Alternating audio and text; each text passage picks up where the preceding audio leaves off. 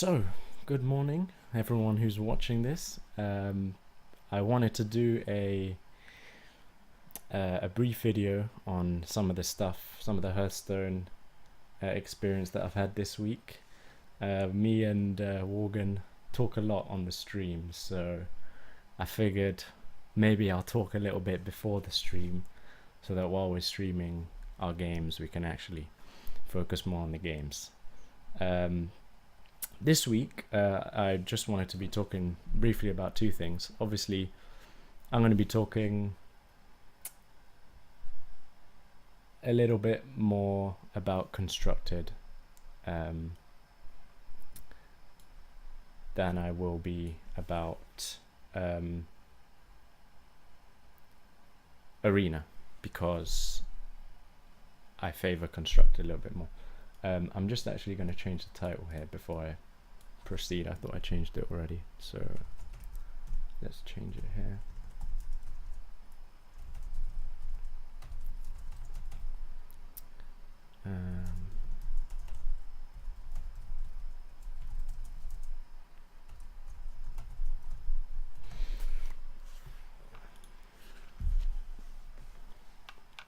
Okay, so yeah, so there are two things that I wanted to talk about briefly today, which I've already spoken to Morgan about, so we don't need his opinion right now. And the first one I wanted to talk about is kind of the popular decks that I've been seeing on ladder this week. Obviously, it's the second week of TGT, and for me, what everyone's talking about at the moment is the Mysterious Challenger. So that's the Paladin card that we see here. It's one of the better cards that was released in the set.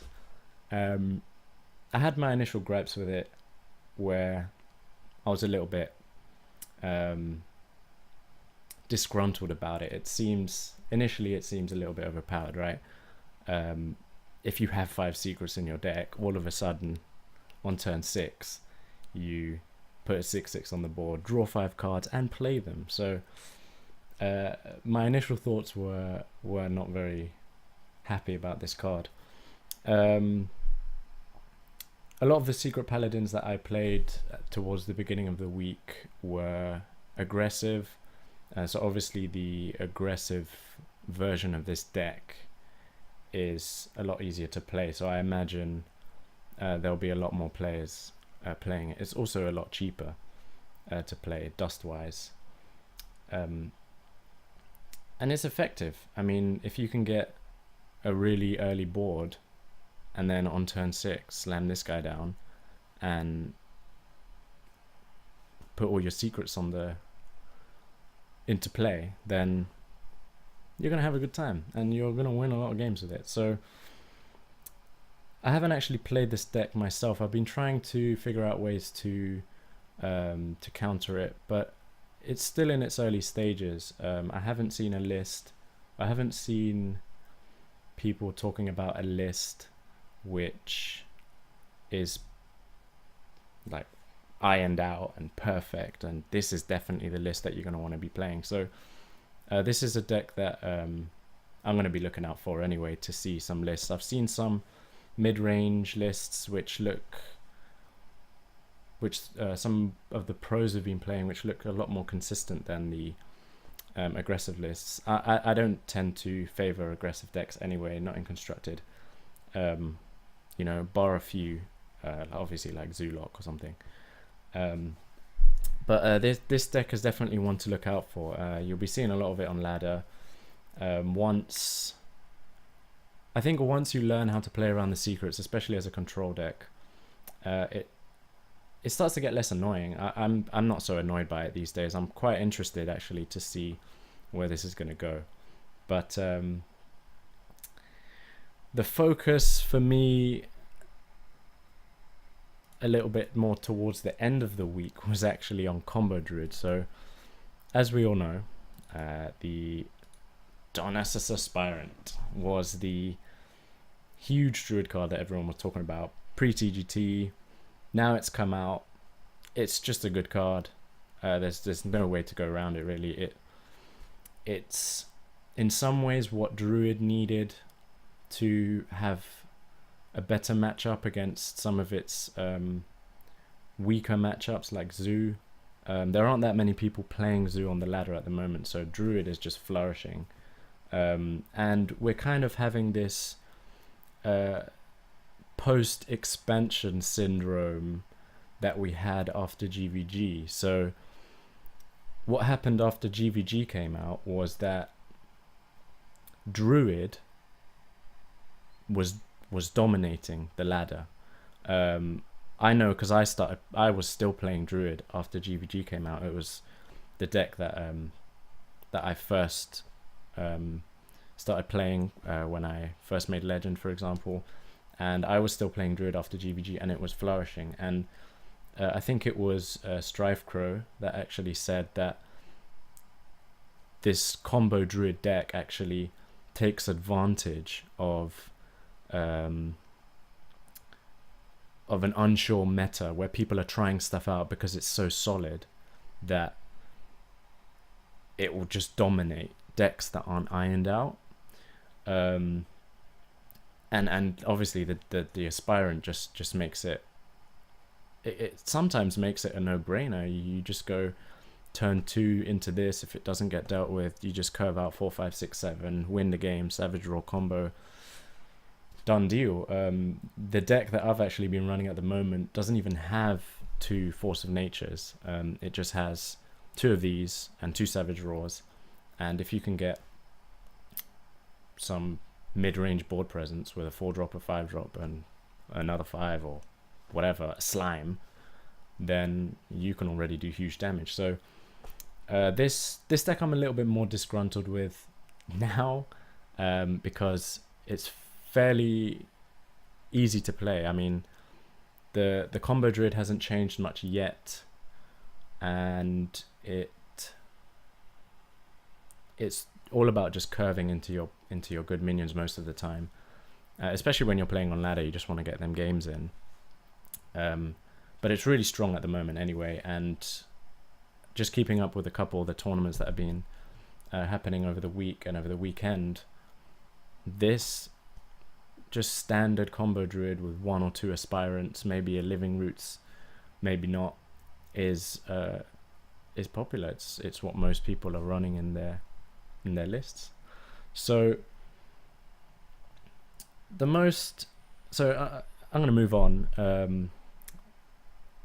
The most interesting deck that I've been playing this week to combat these 2 decks, not specifically, is Control Warrior. So I've been playing a lot of Control Warrior this week, and I was trying a whole bunch of different Control Warriors. So I tried out Taunt Warrior. Let me just put this up. I tried out the Taunt Warrior, which I don't like so much. The new card Sparring Partner, which I don't have the picture of. I forgot to put it up. The new card Sparring Partner is not a very good taunt at the moment, in my opinion. The reason being because there are so many paladins, it doesn't contest shielded minibot, and that's just awful. So I tried a bit of Taunt Warrior, I tried a couple lists, and I'm not really sold on Taunt Warrior at the moment. I'll be looking out for someone who makes a Taunt Warrior. My idea was that it would be an attrition deck, which is better against aggro than Control Warrior, but outvalues its opponent the same as Control Warrior. But it didn't work out. It wasn't fun. So I moved on. And what I moved on to was Inspire Warrior. So this is the list that I've been using this week. It's pretty standard. It looks very similar to Control Warrior. I've been trying some of the, obviously some of the new cards like Fencing Coach, Bash, and some of the others. So this is what I want to talk about. So strictly speaking, this list is probably not better than Control Warrior. It's a little gimmicky, to be honest, but it's fun. That's why I've been playing. It's fun, and it can be consistent. So if we talk about some of the choices that can actually be added in Control Warrior, so the card I wanted to look at first was Bash. A lot of people weren't really excited about Bash. I wasn't very excited about Bash when it came out, but people are considering, and again, so I'm also considering Bash as a card that you can sometimes switch out for shield block. So, excuse me. So, what shield block does, draws you a card. If you don't have anything to play on turn 3, you shield block, get a card, and see if you can do something for the following turns. It also gains you armor, so it keeps you out of range of aggressive decks and so on and so forth. But what Bash actually does is it allows you to cast a spell and remove a minion without having to use a weapon, which is traditionally how warriors would do that, right? And sometimes it creates a larger health swing than shield block does. So, to kill the knife jugglers and the knife jugglers of against aggressive decks, it's actually pretty good. I mean, it creates this 6 health swing rather than shield block creating like a 5 health difference. All in all, consistent card. You'd be taking it in and out depending on your playstyle, but I think it's fine. I think I underrated it when I looked at the set prior to TGT coming out. So it looks like I didn't go in order, but the 2 cards that actually work well together in this deck, so obviously you can't call it Inspire Warrior without Inspire cards. The original list that I actually looked at, because I didn't come up with this deck on my own. The original list that I looked at actually had Nexus Champion Sarad. I don't actually have that card in my collection yet. I was thinking of crafting it, but I'm not sold on the card. I think I need to reflect on it a little bit more and see other people playing it. I'm probably going to craft it now, and I think it goes well in this deck. Unfortunately, you have to run double Brawl because there are so many aggressive decks, and Brawl is just, sometimes it's necessary against Secret Paladin. But we can fit Nexus Champion Sarad in there. I don't think it's as bad as I originally thought it was. But the card that makes this fun and the card that makes this good against some matchups is obviously Coda Rider, right? So, I mean, if we're going to talk about Arena, this card is good in Arena already. And I think what it does in Arena is what it does well in this deck, which is maybe intuitive and maybe stupid to say and obvious, but I'll explain. So what I've actually done is I've taken out the Shield Maidens, added in Justica Trueheart, which is this card here, added in Justica Trueheart, which can replace Shield Maidens. In the long term, it's better than Shield Maidens. In the short term, it's not better than Shield Maidens. All in all, a good card. Nothing really to say here. And I've put in Coda Rider. So, what does Coda Rider actually do? Normally, you don't want to put this down on turn 6 because you want to get the value out of it, right? But I've started to notice that that's not actually so bad, right? So what Coda Rider has done for me in this deck is it's allowed me to, so it's done 2 things. It's allowed me to transition into the late game by having a fairly threatening 6-drop on the board, albeit not stats wise, but it's threatening. And it's also allowed me to play a card on turn 6 that against mid-range decks has to be dealt with. So, you know, bar like Emperor Thaurissan, normally you wouldn't have that. Like Shield Maiden is not a card that you would put on the board and your opponent will be like, oh no, I need to polymorph that, right? Or I need to fireball that, or whatever. It's not normally a target for hard removal. Even in the Control Warrior mirror, you're not really that bothered about Shield Maidens. You're not going to want to waste a Shield Slam or an Execute on a Shield Maiden unless you're way behind on tempo, but you're more focused on outvaluing. But this card cannot be treated in the same way. And what it's actually allowed me to do in some games is that it's allowed me to sometimes it just snowballs out of control. Sometimes it can't be dealt with, and all of a sudden you've got like 5 Kodos on the board because it stayed on the board for 5 turns, and you're just having fun with all these Kodos just killing shit, right? But more often what it's done is I've put it down and it's baited a hard removal, and it's allowed me to then in the subsequent turns play my heavier drops, right? Dr. Boom, Rag, even Grom, because this deck doesn't run Alexstrasza, so you use Grom for whatever you want to. You don't need to use Grom for, you know, a 2-turn lethal with Alexstrasza. You can use Grom to remove Azidrakes, and then it's a 10-5 on the board that has to be dealt with.